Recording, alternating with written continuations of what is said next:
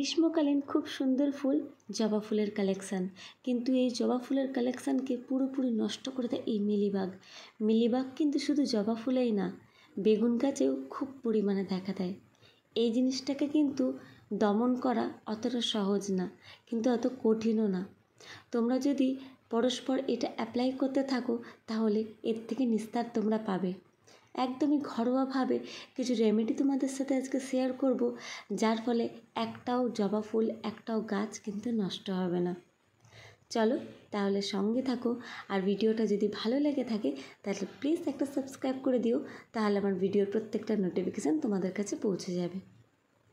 First tips, 1 mug জল নেবে, ওর মধ্যে মিশিয়ে দেবে 1 চামচ কি হাফ চামচ হলুদ গুঁড়ো, তারপরে 1 চামচ সার্ফ।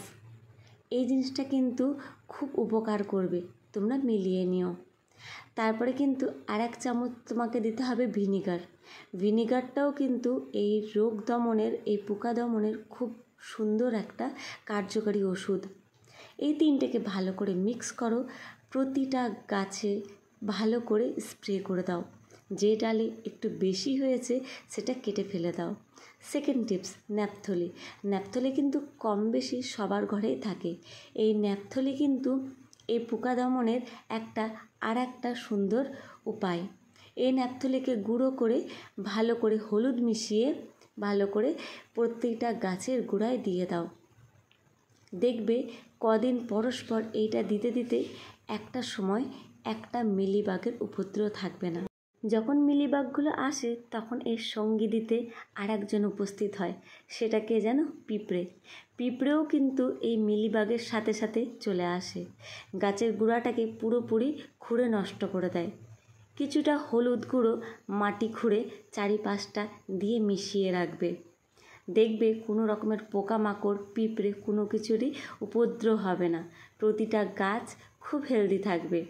আর যখন যে ডালে একটু পরিমাণটা বেশি রয়েছে মিলিবাগের, আমি সাজেস্ট করব সে কেটে ফেলে দাও, কারণ এই মিলিবাগ কিন্তু একটা গাছ থেকে আর এক গাছে, একটা ডাল থেকে আর এক ডালে এইভাবেই কিন্তু ছড়িয়ে থাকে।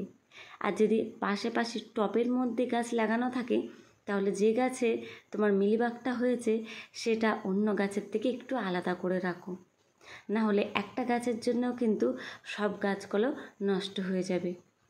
এই মিলিবাগে সেম প্রসেস, তোমরা যে গাছে হচ্ছে একই প্রসেসে কিন্তু তোমরা অন্য গাছেও অ্যাপ্লাই করতে পারো। একদিনও মাঝখানে গ্যাপ দেবে না, পরস্পর 3-4 দিন একভাবে টানা দিতে থাকো। দেখবে একটা সময় আর কোনো রকমের মিলিবাগ, পিঁপড়ে, কোনো রকমের পোকামাকড়ের উপদ্রব হচ্ছে না। আজকের ভিডিওটা যদি তোমাদের ভালো লেগে থাকে তাহলে প্লিজ একটা সাবস্ক্রাইব করে দিও, তাহলে আমার ভিডিওর প্রত্যেকটা নোটিফিকেশান তোমাদের কাছে পৌঁছে যাবে। আজকের মতন এইটুকুনি, আবার দেখা হচ্ছে অন্য কোনো ভিডিওতে।